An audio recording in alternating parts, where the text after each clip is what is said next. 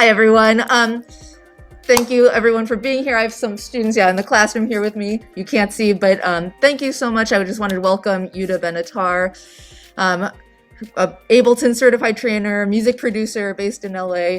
Thank you so much for sharing your expertise and knowledge and your time with us.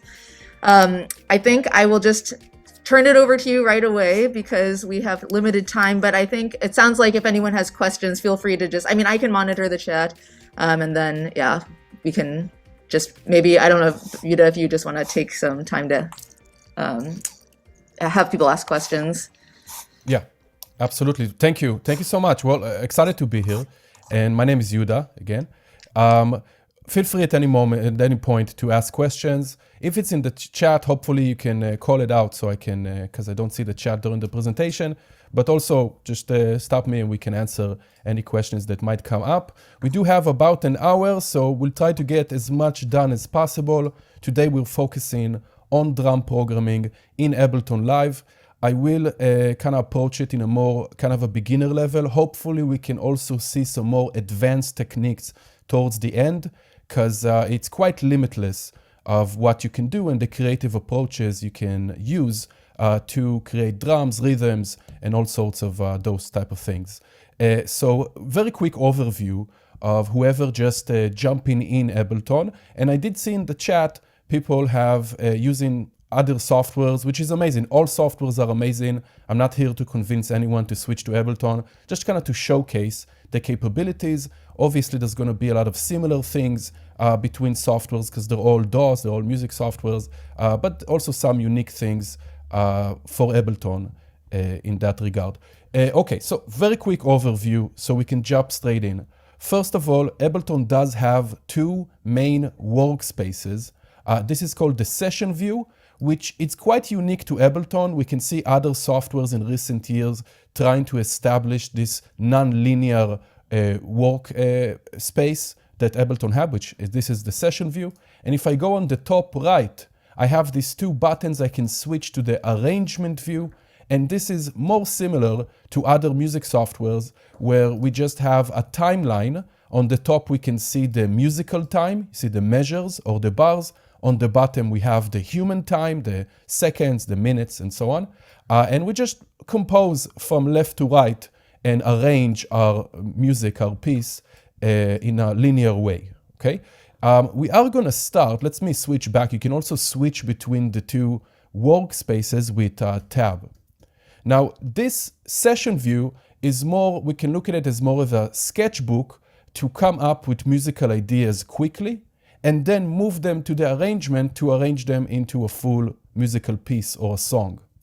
The arrangement view can also be seen as kind of a fancy loop machine, a complex loop station that we can just use loops, what we call clips in Ableton, and start playing them in any way we want. And because this does not have a timeline, time is arbitrary, we control time, we decide in real time when we want each piece of music to play, it's also very friendly, accommodating to live performance. And you can, if you ever get a chance to go backstage, in almost, I'm talking like 90 to 99% of the biggest shows and smallest, the biggest shows in the world, Ableton is in the background in charge of playback tracks, synchronizing lights, pyrotechnics, robotics. It's endless. It's endless, especially thanks to something that hopefully we can get to today, but probably not, which is Max for Live. It's an extra software that is built in Ableton, which is a whole programming language, but now it's built in. So, and I'm talking not even music shows, even like Cirque du Soleil, you know, that theatrical theater. Ableton is also in the background. Okay, but for today, we're gonna focus on, yes, Justin, yay for Max. We're gonna focus on drum programming. And let's kind of approach it step by step from kind of the easiest, more simple to more complex, more kind of customized approach to drum programming. And hopefully in the future, I would recommend, and it will probably also happen naturally, where it will be a hybrid workflow for you, where you use all this technique in some hybrid way. Okay, so first of all, this is a new project. This is what an empty project, or what we call a live set, looks like. And right here we have the tracks. Other softwares might call them channels. We have 2 MIDI tracks, 2 audio tracks, 2 return tracks, return or auxiliary or bus, they might be called in other softwares, just for effects, and 1 master track.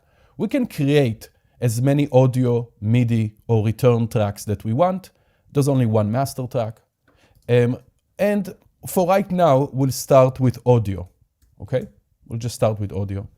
And I'm going to start in the session, but we'll move on to arrangement if we want to edit some stuff. So first of all, the most simple thing we can start with is dropping some loops.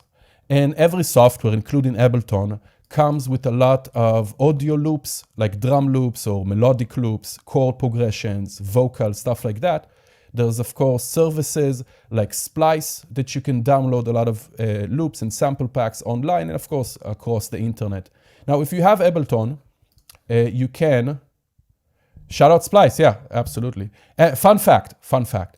If you go on splice.com, you go to their blog, and you go to the first ever post on their blog, you might see a familiar face, okay? It was an interview with me.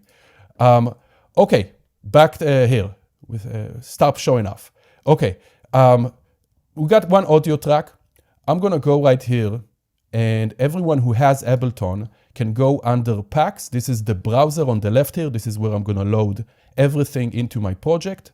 And under packs, these are what we call live packs, essentially sample packs. They have some presets also, some Ableton live projects that you can check out. But every version of Ableton comes with the core library. If you want more of them, you can just scroll down in the live packs category. And right here, you'll see available packs. You can download a lot more. Depends on the version of Ableton that you have. But everyone got the core library. So if I open up, the core library here, and I'm gonna go samples, we can find some loops right here. And let's start with drums. Let's go with like full drums. And right here, we can start clicking and also auditioning all these drum loops.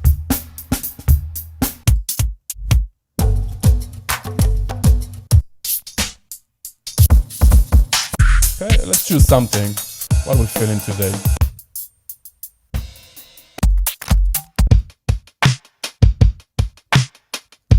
Let's say this. Okay, now I do want to point out that this is in 80 BPM. Sometimes you'll see this information on the file, sometimes you won't. In this case, it tells us this is 80 BPM.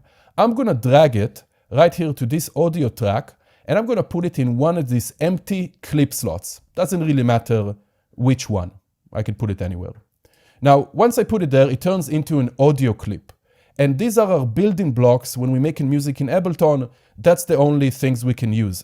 Audio clips, and later on we'll see also MIDI clips. That's all, just audio clips and MIDI clips. Now, because this is the first loop that I dropped into my live set, on the top left we can find the project BPM, the tempo, and it's automatically switched it to 80, okay?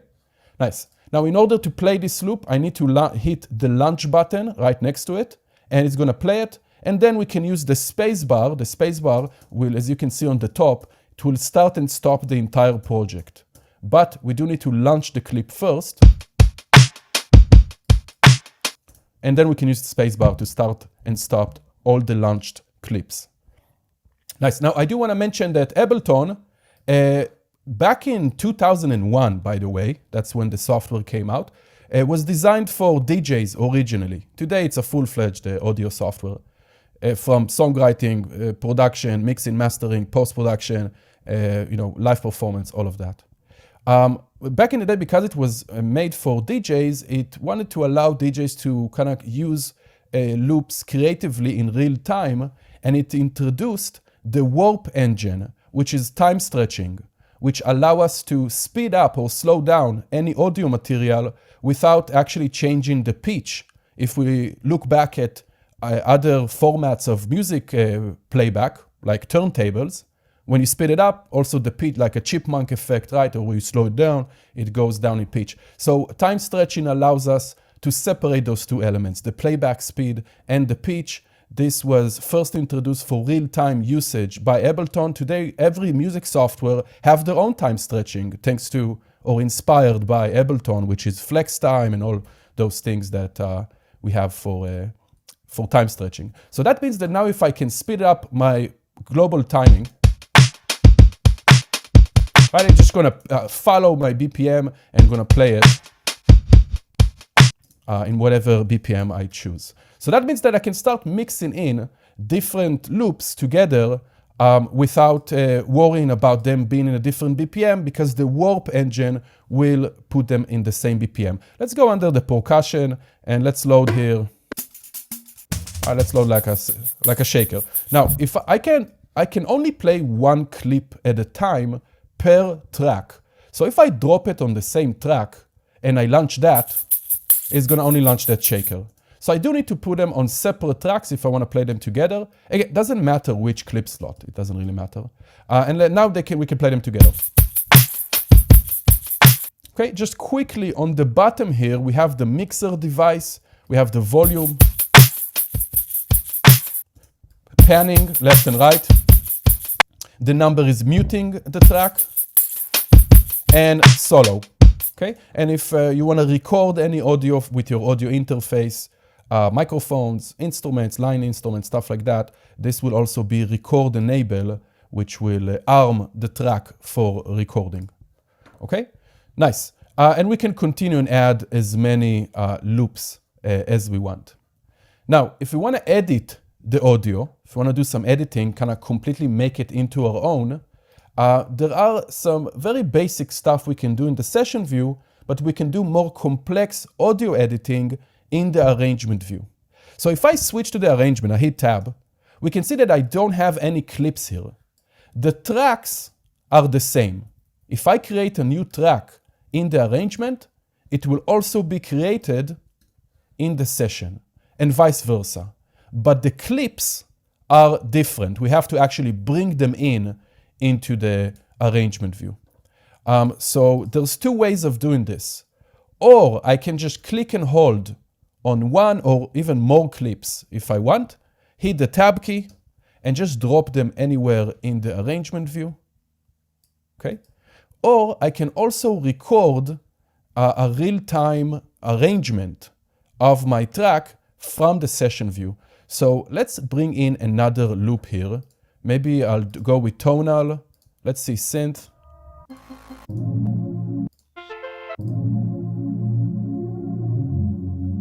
Let's try that. I'm going to drag it to a new track right here. Nice. And what I can do is I can kind of arrange them from top to bottom. This is also how a lot of people are performing live with backing tracks. Let's say I'm going to start with my shaker. Oh, not my shaker. Let's say I'm going to start with this chord loop. I'm going to copy it to the row, what we call in Ableton a scene, like a movie scene. Every row in the session view is called a scene. Let me hide some stuff. Let me hide this. We don't need to see this. Okay, it's called a row or a scene. I'm going to copy it to the next scene by hitting Command D. You can also use Command V, Command C, Command V, or even hold Option and drag the clip to copy it. Okay, so now what I have is I can use the master track. Okay, I can use the master track to launch the first row, and we only have one clip in that row, so only that will play. Then I can launch the next one.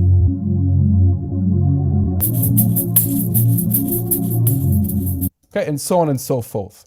There's a lot of things you can do here. This is more about live performance rather than drum programming, but I can even change the BPM and time signature of each scene. So when I launch that scene, the BPM and time signature change, and a lot of other, we can have them move them automatically with follow actions, a lot of other things. But now, if I click the global record button, it's going to record everything that I do in the session into the arrangement view. So quickly, let's do that.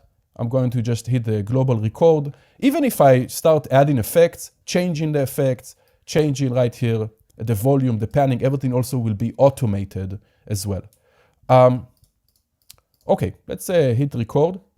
I do want to mention, by the way, that I'm not hitting the launch button of the scenes at the right time because everything is quantized right here.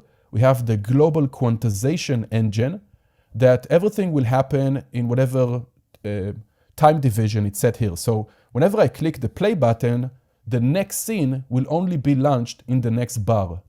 So I have 4 beats to launch it whenever I want before the next bar. Okay, so I don't have to hit it on time. To make it easier for me, by the way, I can also right here on the top right, I have key and MIDI. These are mapping modes. So I can go into key mapping mode and everything that is highlighted can be mapped to my computer keyboard. So I'm gonna click on scene number 1, hit number 1 on my keyboard, 2, 2, 3, 3. And now I can also launch it for my computer keyboard. Or if you have a MIDI controller, you can very easily map whatever you want the MIDI controller to control Ableton. And that's also a way to do custom keyboard shortcuts as well. Okay, let's say hit the global record. We can see it recording. And it starts recording immediately. Let's say I want to have a count in of the recording. So right here on the top left, next to the time signature, I have the metronome. But I'm gonna click on this drop-down menu and choose counting 1 bar. And now it's gonna count 1 bar before it starts recording. Nice. I'm gonna hit number 2. Let's actually have the metronome open for this one.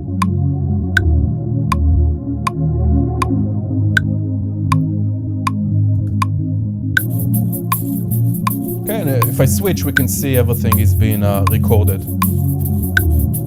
And we launch the 3rd one.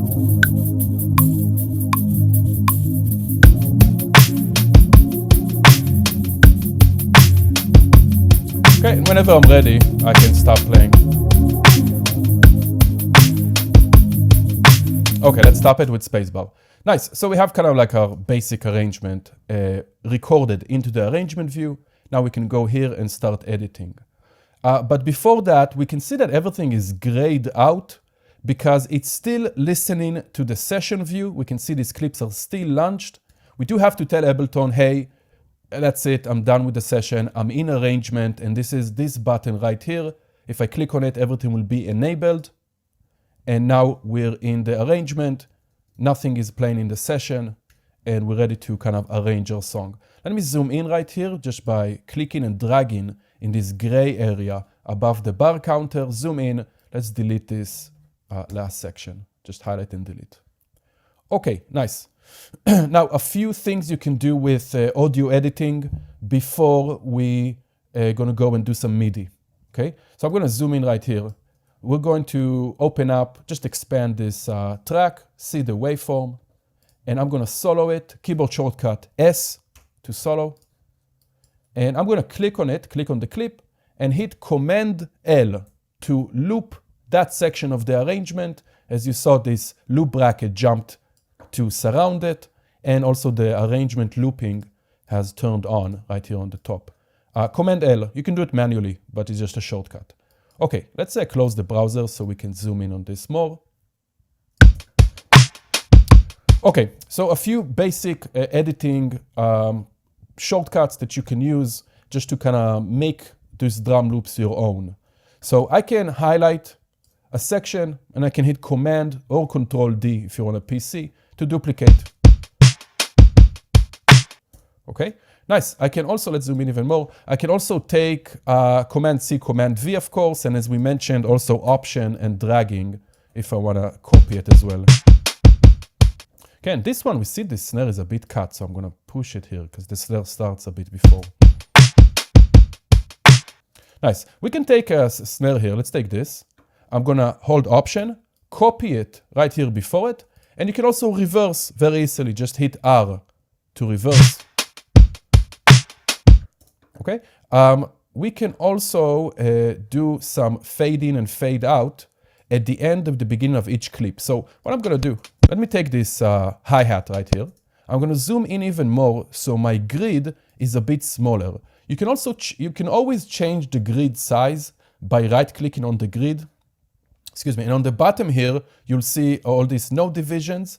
Right now, it's set to adaptive grid. That means that it will automatically become bigger and smaller as we zoom in and out. And you can see the grid size on the bottom right here. We have the grids. Right now, it's 64th notes.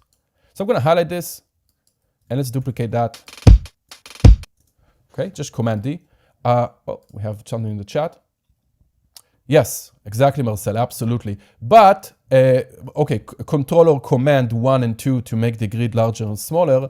But in the arrangement view, the grid is by default on adaptive. That means that there is a limit of how small you can go. So if you want to switch that between adaptive to fixed, that's Command 5. And then you can go as small as the software can go, which is 16,384 divisions per beat. Okay, go make music with that. But sometimes you'll just get stuck on like 16. Why it won't go smaller? Command 5 to change it to fixed grid, then you could go smaller. In the session view, it does default to fixed grid. Okay, but yes, absolutely Command 1 and 2. And if we're already there, Command 3 to turn on and off the triplet grid. Okay, and Command 4 to turn off the grid completely. Excellent, yes, perfect. Nice. So as you can see now, I have all these clips as separate clips. I can do whatever I want to them separately. For example, I can go to this one, and right here on the bottom, if I double click on it, we'll see this clip view coming up. Okay, because I'll mention this in a second. We have two bottom views. If I double click on a clip, it will bring up the clip view and show us what's inside the clip.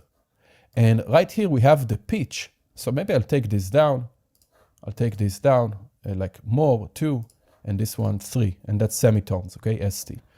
There's other ways of doing this with envelopes and automations, but we'll do it right now like this. Right? But we can also fade it in and out by kind of going, as you can see on the ends of each clip, we have these fade in and fade out handles. I can fade in and fade out. But I can't fade all of them in because they're separate clips. So I can also highlight all of them and hit Command or Control J, or just right click and choose Consolidate.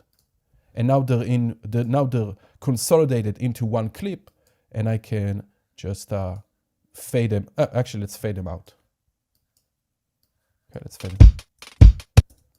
Okay, nice. Now each clip, of course, I can also change the volume very easily. Let's duplicate it here. Maybe we'll put it here. And I'm gonna, right here in the clip view above the pitch, we also have volume. We'll actually visually see it represented in a smaller waveform on the clip. All right, maybe we'll put it actually here. Right, maybe we'll copy this also here.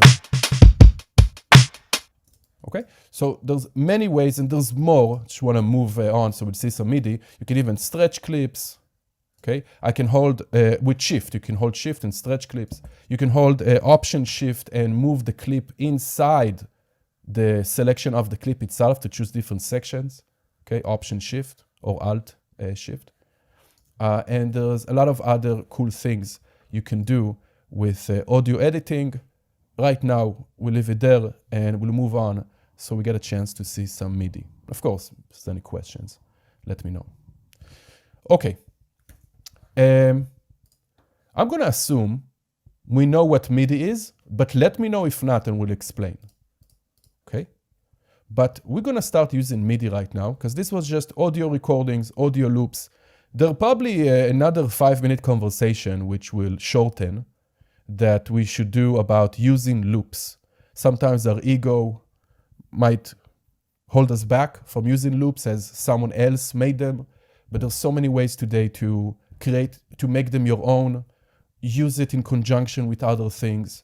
And there is an argument to be made that the rabbit hole is endless when it comes to making it our own, okay?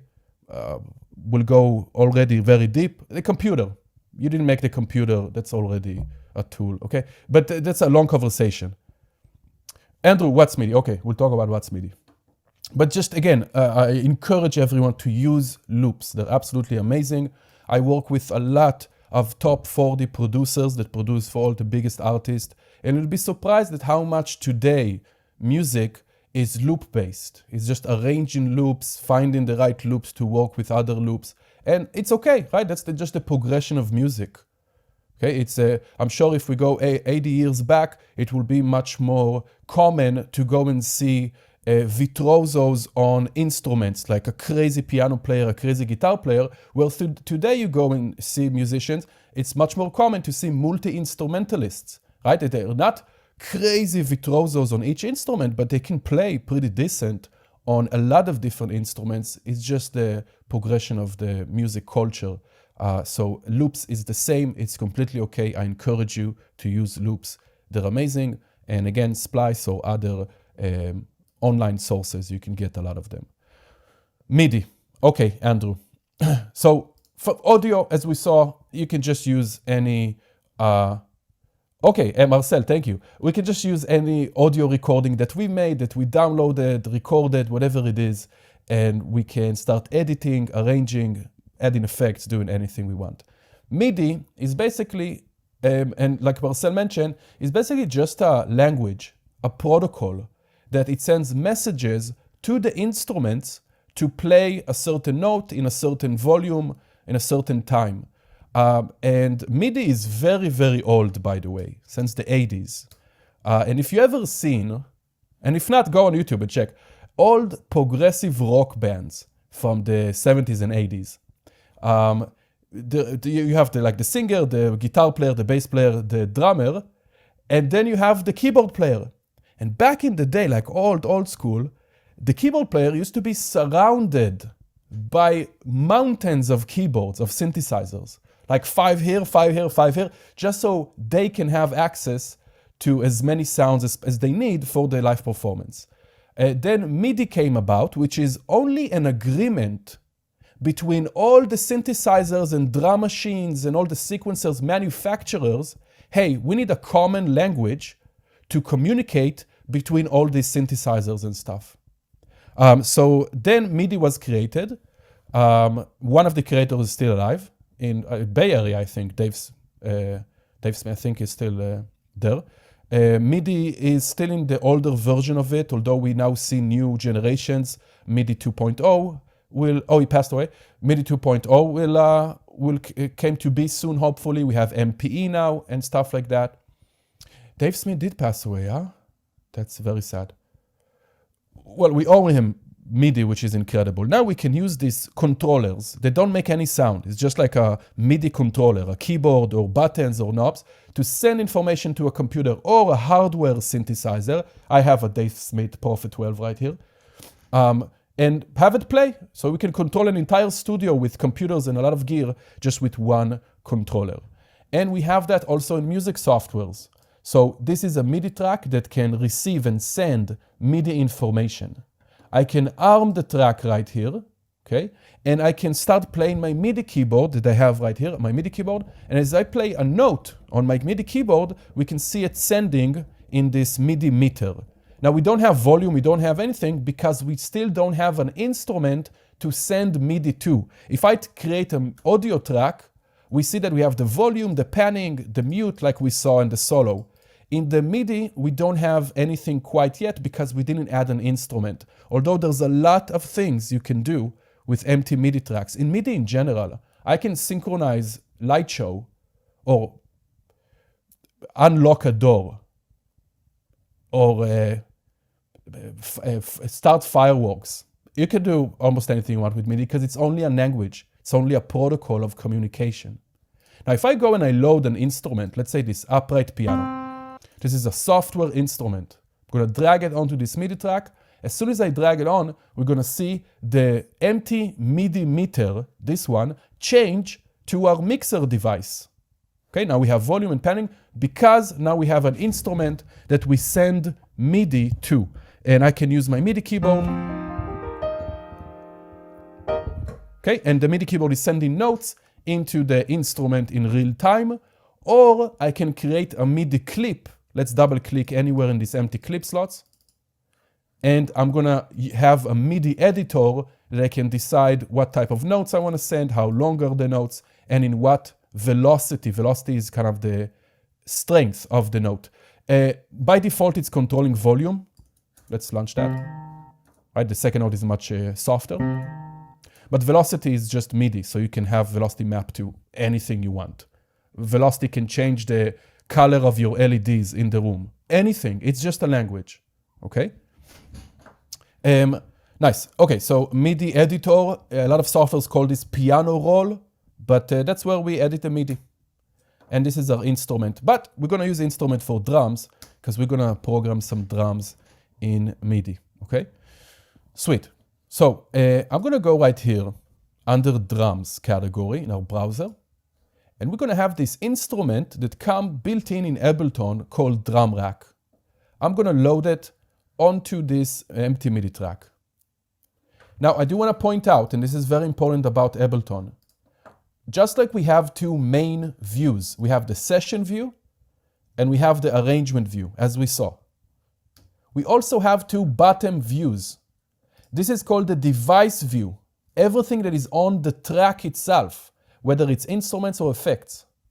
And we also have the clip view, what's inside the clip. We might have a clip that have this melody, we might have another clip that have a chord progression, right? So it depends on the clip that you click in, but the track will always have the same instruments, same effects. You can switch between those two, the clip view and the device view, but using these two bottom tabs right here on the bottom right, or the most useful keyboard shortcut in Ableton is Shift Tab. Okay, Shift Tab, just to switch between them. So you're gonna see me switching to the instrument and the effects and back to the clip to edit the MIDI. Okay, let's delete these clips for now. Nice, so the drum rack is a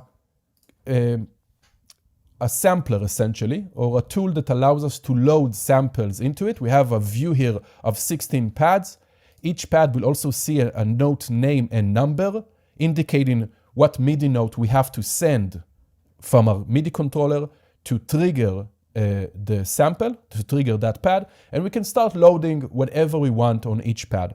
It's very powerful, I don't want to go too deep, but right now we'll just use one-shot samples, just a kick, a snare, a hat, percussion, all of those, and then we can build our own drum beats.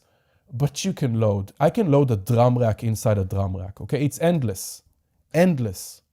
You can make a whole 50 albums with one drum rack, okay? Now we also see only 16 pads.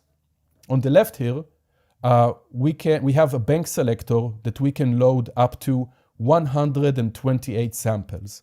And you're gonna also see this number a lot, 128, or 0 to 127, because that is the range of MIDI, okay? That's a part of MIDI protocol.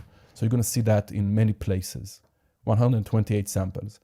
But again, drum racks are extremely powerful. You can look at each pad as its own track, because I can load effects, whatever, I can change anything that I want in each pad. Okay, now, we can of course build our own. Ableton does come with a lot of drum hits right here. We can load a kick. All right, let's go with the core library. I can load a kick. Let's keep it simple for right now. Kick, and let's load a snare. Let's go with the core library actually. So everyone, I can also navigate with my arrow keys. Might be easier. Let's load also a clap. Here's a tip with the drum racks. I'm gonna load a clap here. Where's the caller? Let's try this. I'm gonna layer them on the same pad by holding Command. Just holding Command, dragging it on the same pad, and then it's layered. Okay, so we have that kick and snare. I don't love that snare, but that's, can we change the snare quickly? I just layer it with another one. Okay, and each one, we can do whatever we want. Let's solo this clap. Let's re-pitch the clap a tiny bit. Sound like that. Okay, well, we'll turn down the clap. We can even pan each one. Let's load like some hats here, core library. Let's load a shaker. I'm just gonna search for a shaker right here on the top. You can search. That's fine. And yeah, let's keep it simple, okay? Now I do wanna point out that if you go under the drums category, you do have a lot of drum racks or drum kits that are already built for you. I can drag this to a new MIDI track just to show you. And here it's already, we don't need to see this. It's already a drum rack that is populated with a bunch of drum samples for us to start using. Okay, we'll keep it simple right now with our own drum rack. Nice. Now I'm gonna double click to create a MIDI clip. By default in the session view is 1 bar MIDI clip. If I'm in the arrangement view, I can highlight as long as I want. Let's highlight, let's say 2 bars, and I can hit Command-Shift-M or just right click and insert empty MIDI clip, and I can have it as long as I want. Although in the session view, I can also change the length of the clip from right here under length from the left. So I can make it as long as I want. Right now we'll keep it 1 bar.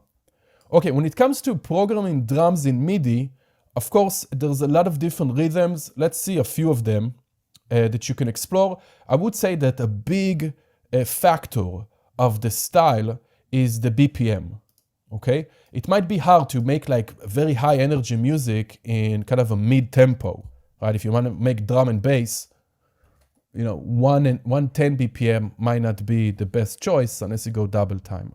So it's the BPM is important. I did include, by the way, and hopefully we can share this. We did share it in the chat, but I have this PDF I made for you just with a bunch of keyboard shortcuts and also some BPM ranges for a bunch of styles if you want to explore, and some links as well for everyone to go explore, because we don't have a lot of time today. There's so many different styles of drums that are so interesting to go and explore. Here's an example.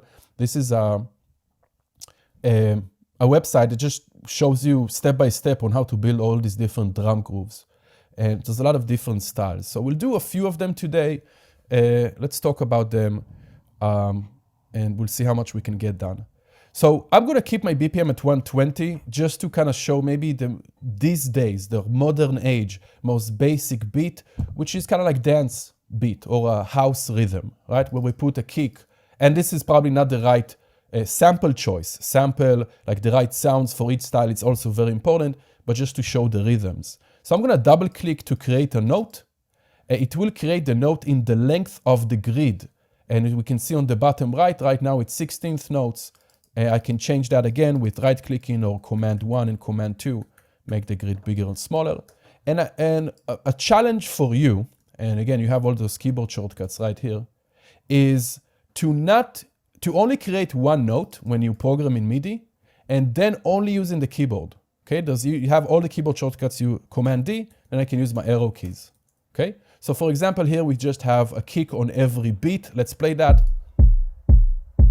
Okay, we can then create maybe a snare on the 2nd and 4th beat. You already know this beat.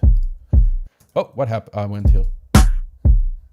Okay, now this snare is too loud for me, so I'm gonna highlight it, and I'm gonna go down on the bottom. We have the velocity lane, I can turn it down. Okay, or I can also hold Command while hovering over the note and dragging up and down to change the velocity from right there. Okay, then we can add like a offbeat, Command D and arrow keys again. Okay,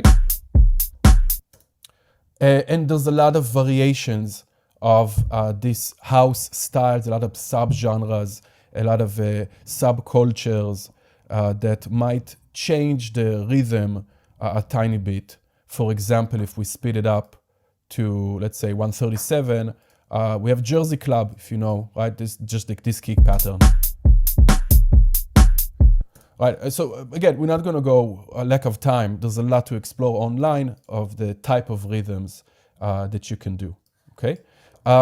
Nice, so let's do some editing here. I'm gonna go, let's keep it in like 140.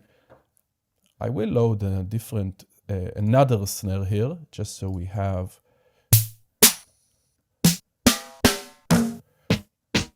Oh, we can go with, I gave you some links to some live packs you can download. Yeah, let's try this. And I'm gonna go with a hat here from the same pack called B-Tools. not an open one. Here we go, this one. So just to explore the options that you have with the keyboard shortcuts quickly, I'm first gonna make this clip into 2 bars. Right here, I'm gonna change it to 2. Now it's 2 bars. Let's create just 1 note, and let's put it like here. This is our second snare. I'm gonna put it, we're gonna do like a kind of halftime trap beat, modern R&B, all of those things. Maybe something like that. Maybe actually like this. This one I want to go. Now I'm going to switch between the selection of the notes with holding Option and using the arrow keys. Okay. And maybe we'll turn everything up also. Okay, now we can use, let's say, right here.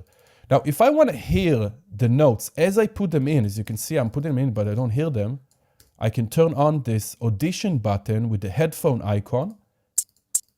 And I can also hear what sounds I put in as I put them in. Let's turn them off for now. Okay, so the challenge is for you, in any software that you use, learn the keyboard shortcuts so you can be not twice as fast, but probably 10 times as fast than just using the mouse. So here, let's say I'm creating 1 note. Right now the grid is on 16th notes. I'm gonna make the grid smaller by hitting Command 2. I'm gonna lengthen the note while holding Shift and right arrow key and Command D. Okay, and then here before the snare, let's say Command 1 twice, so we change it to 32nd notes, and we'll make it like a roll. Let's move it here. Let's add a few notes. Maybe here at the end, I'll hit Command 3 to switch it to triplets, Command 2 to make it smaller. We'll do some triplets here, and we'll go back to our 8th notes, and maybe here we'll do 16. Okay, so you can very quickly come up with a lot of variations of rhythm, but it would happen so faster with just kind of treating the computer as a musical instrument. If you go to a piano class, right, you gotta use both hands. Same things I would recommend with the computer. Of course you have the mouse, but don't neglect the keyboard. You can kind of go into a state of flow, even though it's a computer, by just practicing all the keyboard shortcuts. Okay, sweet. So mentioning that, there's so much more, but let me give you just a few more things because we don't have much time. As we saw, we can divide the beat into all the regular note divisions, quarter note, 8th note, 16th, 32, and so on, and also triplets, right? 8 triplets, I can divide each beat into 3, 6, and so on. But we don't have other types of tuplets. I don't know if you guys already, how much music theory you know and how deep you went into it, but there's a lot of styles that use other tuplets, not only triplets, but quintuplets, septuplets, and stuff like that, where we can divide the beat into different divisions. So let me show you a trick.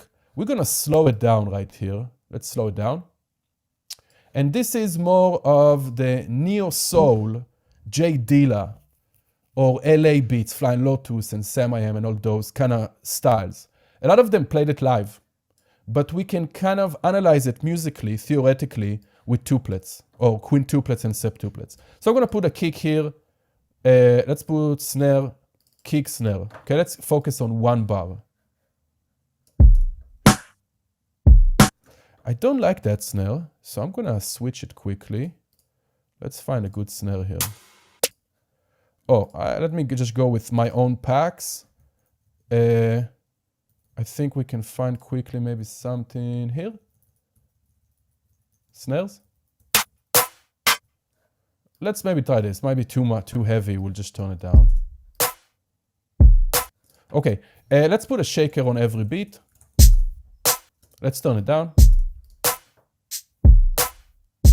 Okay, nice. Now before I go into this, I'm gonna put a hat on every 8th note.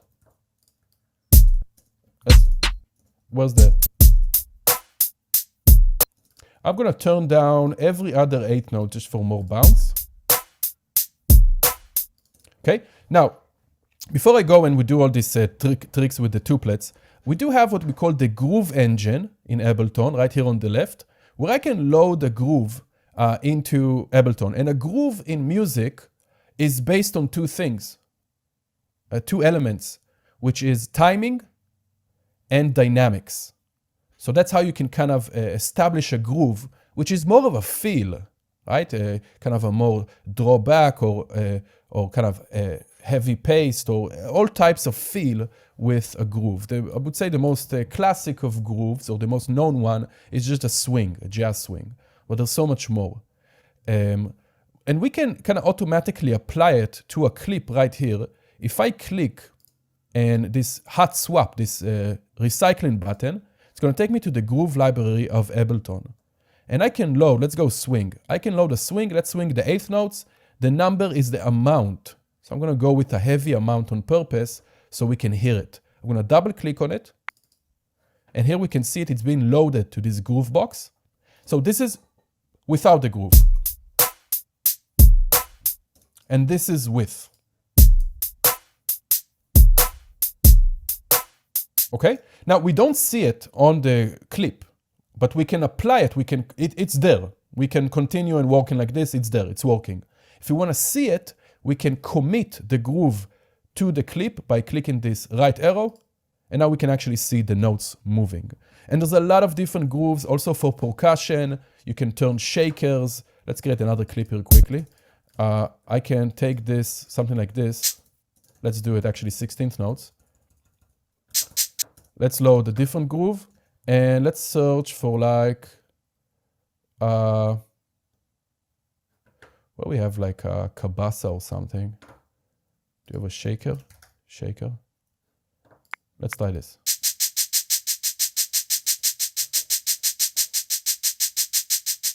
Right, so it's changing. This is without and to this. Okay, so it gives it a different feel. So you can do a lot with the grooves. Okay, but quickly let me show you. I can take these hats, because I want to show you one more thing before we're done. I can take these hats and let's say I want to divide this one beat right here, this entire beat. I want to divide it into 5, which is a quintuplet. What I can do is, this is a trick. You can create one more note than what you want to divide to. So I'm going to create 6 notes because I want to divide it to 5. I'm going to highlight all the notes and I'm going to use this MIDI stretch. I can stretch the notes. I'm going to stretch it back in and delete this last note. And now we have 5 notes in a beat. We have quintuplets. And we can get this classic swing, which is very different than a jazz swing, than a triplet swing. We can get this swing of the quintuplets. Let's turn off the groove.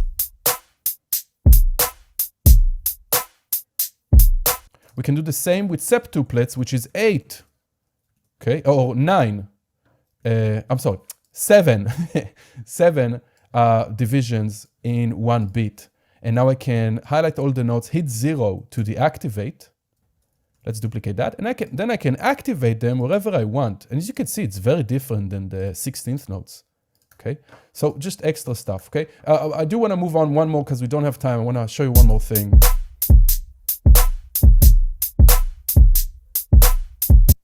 Okay, sweet.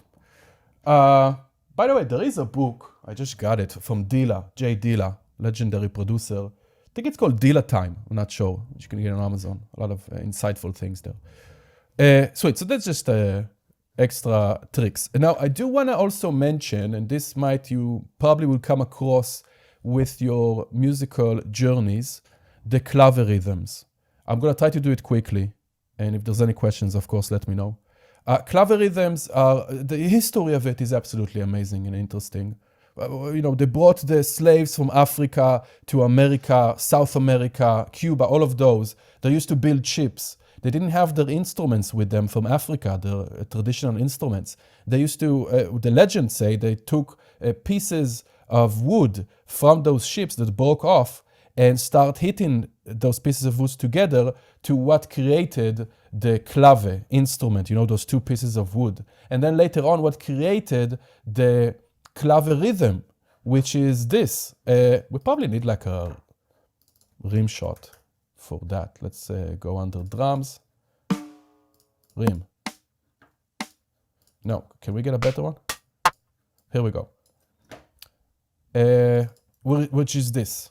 Okay, this is the classic one, a lot of variations on it. Let's speed it up a tiny bit. Okay, this rhythm is basically in charge of most of Latin styles that we have. Cuban, bossa nova, everything. What's very interesting about it is back in the day, Afrobeat music from West Africa was considered to be influenced, Fela Kuti and stuff like that, was considered to be influenced by more jazz and funk and UK rock and stuff like that. This modern Afrobeat, which by the way, don't tell that to old school musicians, they get very insulted about modern Afrobeat being called modern Afrobeat. But if I play you all this is super hype music right now in the last 7 years, I would say, let's say like something like this. Most of it is based on this clave rhythm. Okay, let's listen to one, just so you can hear this ta, ta, ta, ta, ta, ta, ta, ta, ta, ta.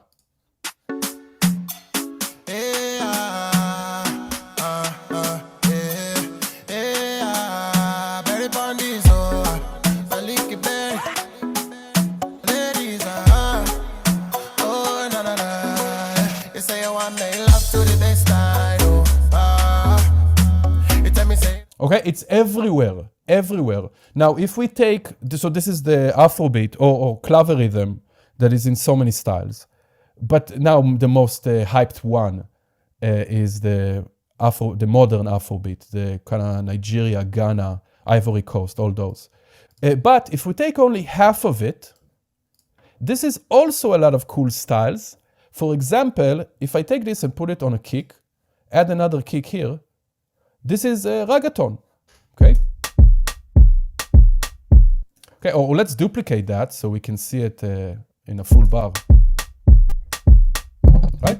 Or if I take this kick out and put this as kicks, this is dancehall. Okay, probably should have a snare. Although modern dancehall is more like this. Same, by the way, based on the same rhythm. I'm just gonna take this up, gonna remove this, gonna take that, and this we're gonna do that.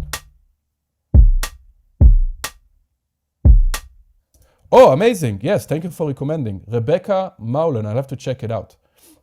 But it's amazing, a lot of different rhythms that became extremely popular styles are based on the clave rhythm and just the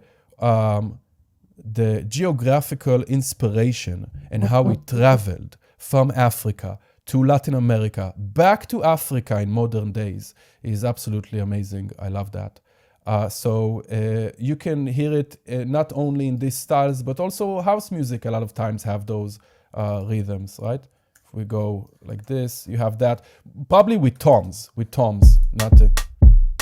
not with rim shots in that case. So I would not ignore those rhythms as well. There's a lot of to explore.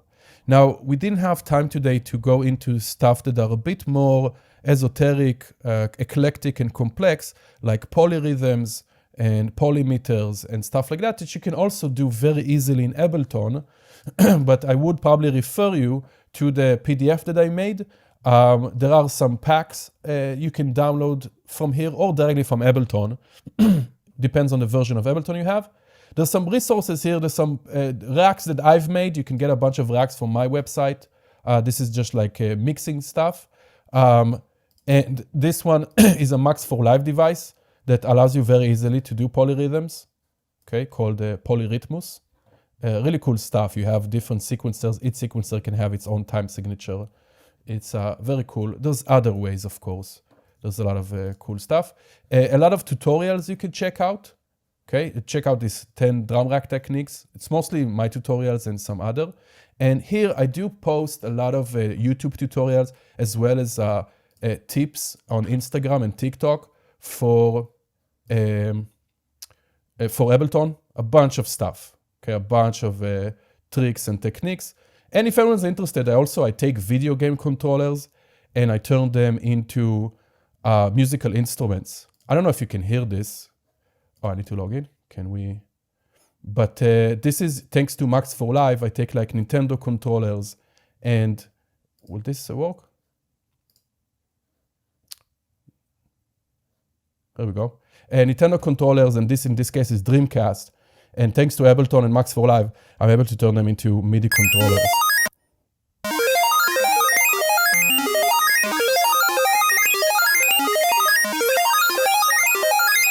It's side brain.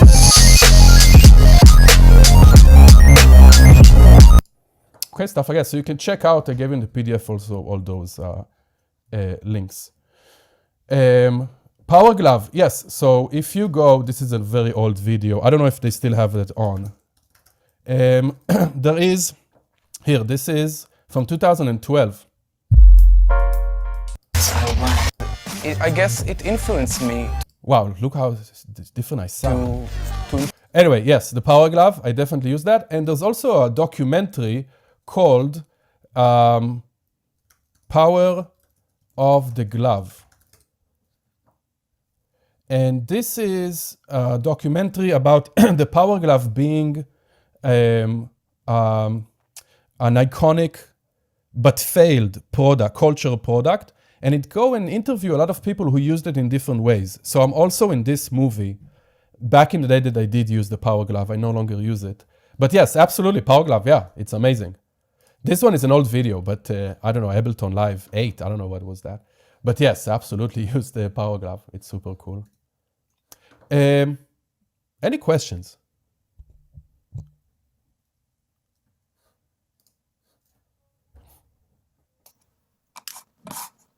Yeah, any questions? I know we're getting up at the end of time, but there's so much amazing information that you just shared with us. Yes. I feel like that trick about the tuplet, the different length tuplets, is really a great tip. It was definitely new to me. Let's see. Can I see the chat? Any questions? And also, hopefully everyone was able to download that sheet, that PDF that I dropped in the chat. Andrew, you got it. Awesome. Well, I guess if there's, let's see. Oh, Mark Trail, yeah, another Power Glove user. Should be really, I want to check out that documentary now. Oh, Power of the Glove, yes. Yeah. Well, awesome. Thank you. I guess, yeah, if there's no other questions, we really appreciate all of your time with us. I mean, yeah, so much great information packed in there. So good thing we're recording so people can review just in case they want to go back and remember some of the things you were showing. So yeah, thank you so much, Yeuda. Really appreciate it. Yeah, thank you, everyone. Appreciate you. Thank you.